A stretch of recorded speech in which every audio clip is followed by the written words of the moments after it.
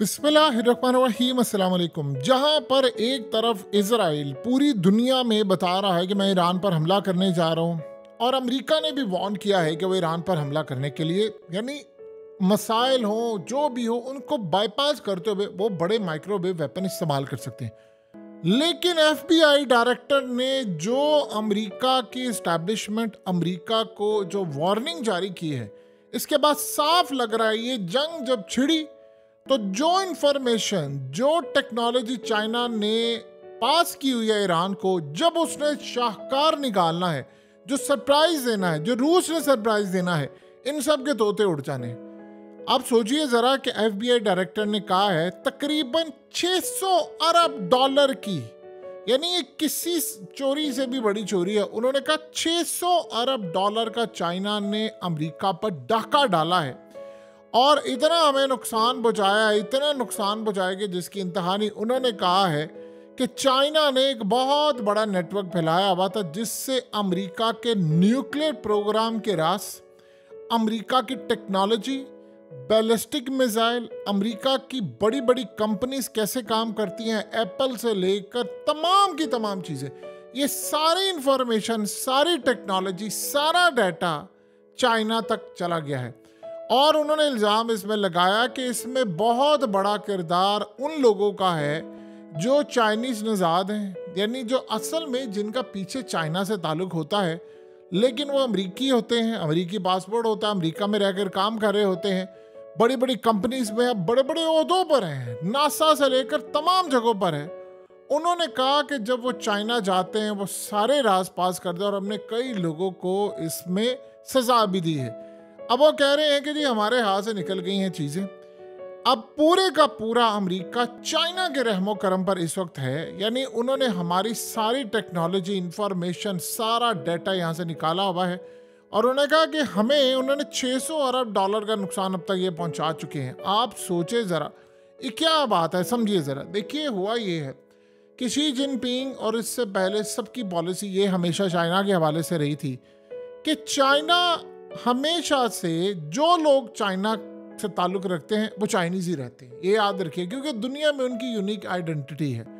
अब सूरत हाल ये पैदा होती है कि चाइना ने एक पॉलिसी अपनाई थी कि जो बंदा लेट से कोई कोको कोला में काम कर चुका है, उसकी मैन्युफैक्चरिंग में, कोई एप्पल कंपनी में काम कर चुका है, कोई बड़े लेवल पर, कोई सॉफ्टवेयर डेवलपमेंट के अंदर, कोई न्यूक्लियर उनके प्रोग्राम में, वो तमाम के तमाम लोग, उन्होंने कहा जो भी कंट्रीब्यूट करेंगे चाइना के लिए, चाइना उनको एक बहुत बड़ी रकम देगा, चाइना उनके साथ मिलकर प्रोजेक्ट शुरू करेगा। अब होता क्या है कि मिसाल के तौर पर आप बहुत ही बड़े लेवल की कंपनी हो, आप उसमें काम कर रहे हो, चाइनीज़ जब चाइना के अंदर जाते हैं तो वो वहाँ से जाकर उनके साथ चीज़ें शेयर करते हैं, काम शुरू करते हैं, और चाइना ने यूँ अमेरिका की टेक्नोलॉजी ले लेकर उसको अपना क्या से क्या बना रहे हो। आज चाइना को कोई बीट करता हुआ नज़र नहीं आ रहा। लेकिन बड़ी डेवलपमेंट क्या है, बड़ी डेवलपमेंट इससे अगले का काम है, वो ये है कि जो मिसाइल सिस्टम इस वक्त ईरान के ऊपर इन्होंने लाकर रखा हुआ है अमेरिकी, जो हमला इन्होंने करना है ईएमपी का, जो माइक्रोवेव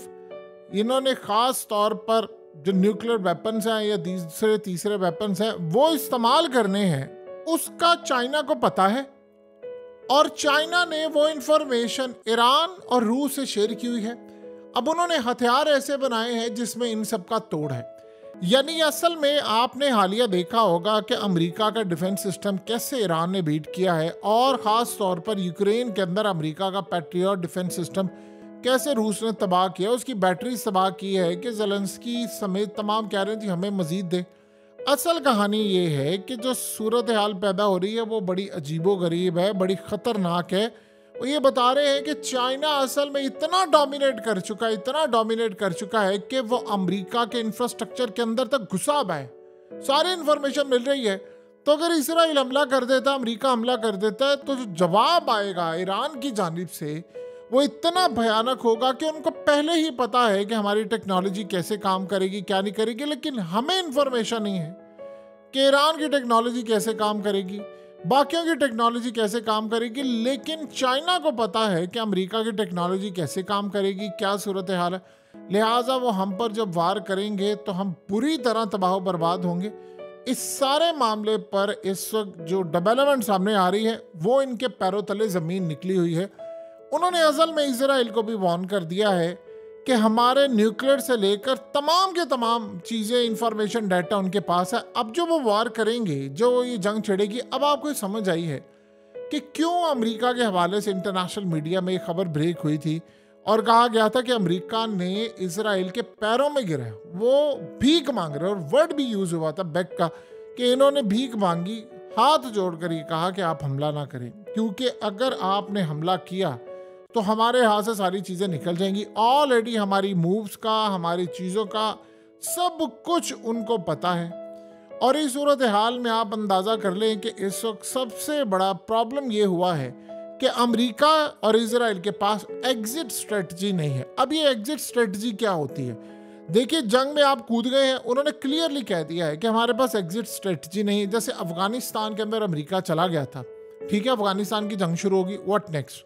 आपसे तालिबान नहीं हरवाए जा रहे, आपने अड्डे ले लिए पाकिस्तान से, पाकिस्तान मदद कर रहा है, जंग छिड़ी हुई है, हमले हो रहे हैं, फौजी मारे जा रहे हैं, पैसा लग रहा है, व्हाट नेक्स्ट? क्या होगा? वो खींचते खींचते खींचते आप उसको 20-22 साल ले गए, अगली सूरत हाल कुछ भी पता नहीं है, कैसे होगा ये किसी को भी नहीं पता। सो लिहाजा उन्होंने इस वक्त प्लान ये किया है कि हमें अब चलना है एग्जिट स्ट्रेटजी के साथ। और उन्होंने कहा है कि ईरान इस दफ़ा तैयारी करके बैठा है, चाइना ये चाह रहा है कि ईरान के थ्रू अमेरिका को शिकस्त दी जाए। और जब इस जंग में हम कूदेंगे जो इसराइल चाह रहा है, तो चूंकि इसराइल का बहुत सारा असला अमरीकी है, इसी तरह ऑलरेडी सारी इंफॉर्मेशन ईरान तक पहुंची हुई है कि कैसे उनको शिकस्त देनी है, क्या करना है। अब अमेरिका इस जंग में अगर जाता है तो आप ये सोचें कि सारी इंफॉर्मेशन कहाँ पर वो टूट सकते हैं, क्या नहीं हो सकता, वो तबाहकुन होगी। मैं मिसाल के तौर पर हूसियों से मुकाबला हुआ इनका, तो आपने देखा कि हूसियों को पता था कि कैसे, यानी पूरे के पूरे खित्ते के अंदर जो जहाज जा रहे थे वो अमेरिका के डिफेंस सिस्टम को बीट कर रहे थे। अब हूसियों के पास तो ये टेक्नोलॉजी नहीं थी, वो मिसाइल मार रहे हैं, वो शिप्स को तबाह कर रहे हैं, वो चीज़ें उड़ा रहे हैं, और अमेरिका परेशान है कि इनके पास इंफॉर्मेशन कैसे, यानी उनको पता ही नहीं चलता था अमरीकियों को कि कैसे जहाज़ों को बचाना है। हत्ता कि ऐसी सूरत हाल देखने को मिली कि शिप वहाँ से आ रहे हैं और साथ टेक्नोलॉजी जो है वो अमेरिका की नेवी खड़ी है, लेकिन वो कह रहे हैं हमारे रेडार पर नहीं आ रहा। इसका साफ मतलब था कि रेडार सिस्टम भी अमेरिका का बीट करने के, यानी आप जब टेक्नोलॉजी के राज चुरा लेते हैं तो आपको पता होता है कि उसमें फ्लॉ क्या है, लूप होल क्या है, कहाँ से वीकनेस है, कहाँ से अंदर घुसना है। तो वो कह रहे हैं कि हालात इतने ज़्यादा ख़राब हो गए हैं कि इतने ज़्यादा कि अगर हम ये जंग लड़ेंगे तो हमारी तबाही हो जाएगी और ये हमारी ईंट से ईंट बजा देंगे। अब उनको ये बात समझ नहीं आ रही कि चाइना क्या करेगा। चाइना ने असल में रूस को जो टेक्नोलॉजी दी हुई है, जो उन्होंने ईरान को दी हुई है, वो असल में सरप्राइज़ करेंगे। तो जो वो सरप्राइज़ करेंगे, इतना ख़तरनाक वो सरप्राइज़ करने के लिए जा रहे हैं, इतना ख़तरनाक सरप्राइज़ करने के लिए जा रहे हैं। वो कह रहे हैं कि हमारे हाथ से गेम निकल जाएगी, लिहाजा हमें इस बात की परेशानी है कि अमेरिका का सारा डिफेंस कहीं डिफेंसलेस ना हो जाए। यानी आप ये सोचें कि सबसे बड़ी परेशानी उनको ये लगी हुई है कि अगर हम इस जंग में कूदते हैं तो अचानक से एक हमला हो जाता है अमेरिका के ऊपर, और वो EMP हमला होता है जिससे अमेरिका नहीं रोक पाएगा और सारे के सारे अमेरिका की बिजली चली जाएगी, कमर्शियल फ्लाइट्स, जहाज, ये वो सब कुछ, ईच और एवरीथिंग तबाह बर्बाद हो जाएगी। और उनको ये बात समझ नहीं आ रही कि व्हाट नेक्स्ट, क्या होगा। अब आप यहाँ से अंदाज़ा कर लें कि इतनी ख़तरनाक सूरत हाल जब अमेरिका की पैदा हो गई है तो वो इसराइल को वार्न करें कि हमारा डिफेंस असला तमाम की तमाम चीज़ें तुम्हारे पास है। इसीलिए तो ईरान ने इस दफ़ा जब हमला किया था तो उसकी टेक्नोलॉजी इतनी एडवांस है कि इसके बारे में अभी ईरान ने कहा कि हमने जो हमला किया है वो असल में हमारे पास बहुत ही लो, यानी बहुत पुराने हमारे मिसाइल थे, वो हमने इस्तेमाल किया है, इवन कि हाइपरसोनिक, और एक एडवांस सिस्टम तो हमने इस्तेमाल नहीं किया। अब बताइए कि सारी सूरत हाल में अमेरिका के अंदर कोई और बंदा बातें सारी कर रहा हो तो चले समझ भी आती है। देखिए, अगर FBI का डायरेक्टर उठकर ये बात कह रहा है कि ये सारा कुछ हमारे साथ होने वाला है, तो देन बताइए क्या मामला होगा। अब आप सोचें ज़रा कि इजराइल हमला करने के लिए बिल्कुल तैयार बैठा हुआ है और अचानक सिर्फ वो एक पॉलिसी बना रहे हैं और उस पॉलिसी के तहत उन्होंने एक दिन उठना है और आपको पता चलना है कि इन्होंने हमला कर दिया है। अब अमेरिका को उन्होंने कहा है कि हमने हमला करना, लेकिन हम बताए बगैर करेंगे। अमेरिका को भी बताए बगैर करेंगे, यूरोप को भी बताए बगैर करेंगे। अगर उन्होंने ना साथ दिया, यानी वो पहले कोशिश ये करें कि साथ देना और अमेरिका को हर सूरत हमारा साथ देना पड़ेगा। आपने ताकत का अंदाज़ा देखना हो तो इजराइलियों के पास ऐसी ऐसी वीडियोस हैं अमेरिका के बड़े बड़े कर्ता धर्ताओं की, आप सोच नहीं सकते इनके कंप्यूटर में क्या क्या चीज़ें उन्होंने डाली थी, कैसे रिकॉर्डिंग की है, क्या कुछ है। तो अब अमेरिका का प्रेसिडेंट भी इनकार नहीं कर सकता इसराइल को। वो लोग टेक्नोलॉजी में बहुत आगे निकल गए थे, लिहाजा उन्होंने इनको कवर किया हुआ है। अब ये चाह कर भी इनकार नहीं कर सकते। अब असल सूरत हाल ये है कि अब ड्रैग किया जा रहा है चाइना को। आपने गौर किया है कि पाकिस्तान के बैलिस्टिक मिसाइल की मदद करने वाले, उन्होंने इल्ज़ाम लगाया अमेरिका ने कि जी 3 कंपनियां थी, यानी चाइनीज थी और एक बेलारूस की थी, हमने उन पर पाबंदियां आयद कर दी हैं। अब वो असल में ईरान को टारगेट कर रहे हैं, रूस को टारगेट कर रहे हैं और चाइना को भी टारगेट कर रहे हैं। यानी वो सारे के सारे ममालिक को आहिस्ता आहिस्ता टारगेट उन्होंने करना शुरू कर दिया है। और ये बात आप ज़हन में रखिएगा, अनकरीब एक सिनेरियो पैदा होने वाला है जैसे ईरान की लड़ाई होगी।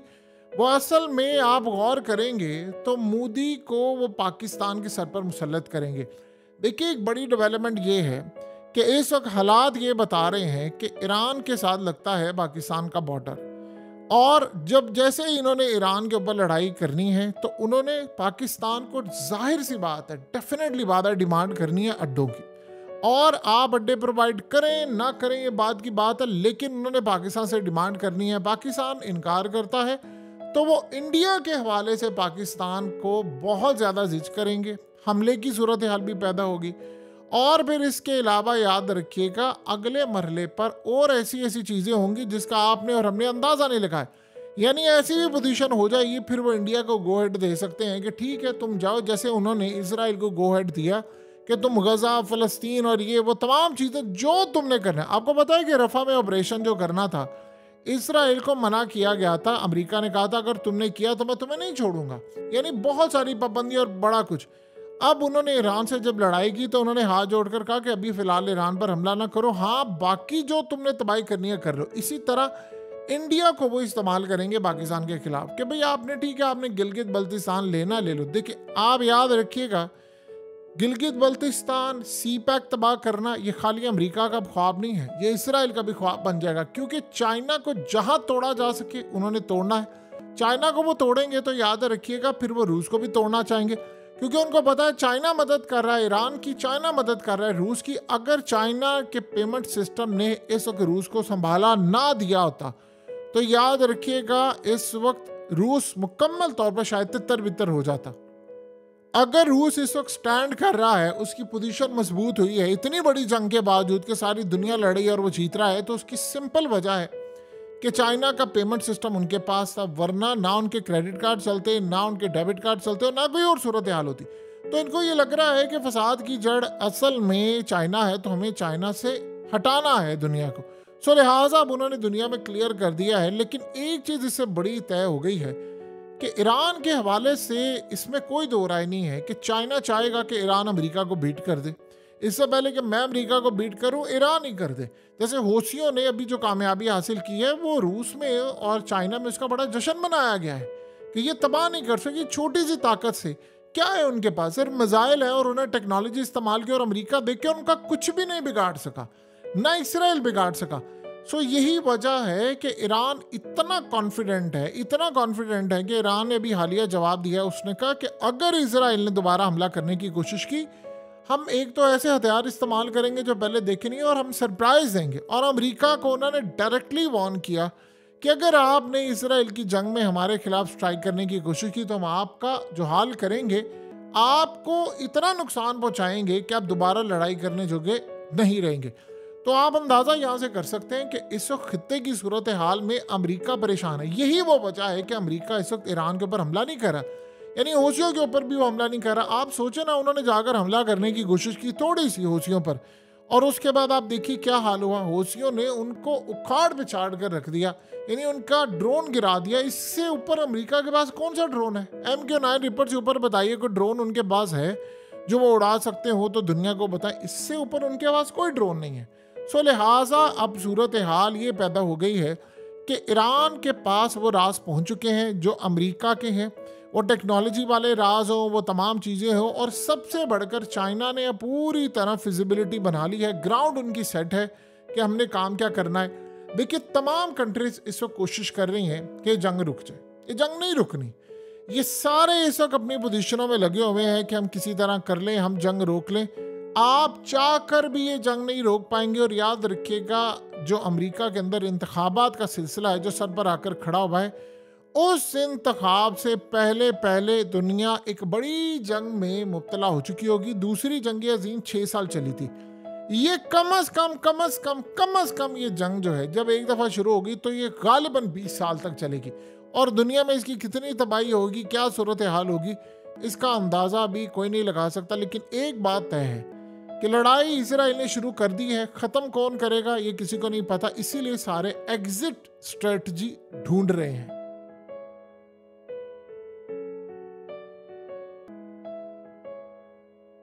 हकीकत टीवी को सब्सक्राइब करना मत भूलें, वीडियो को लाइक करें, शेयर करें और कमेंट सेक्शन में अपनी राय का इजहार ज़रूर करें।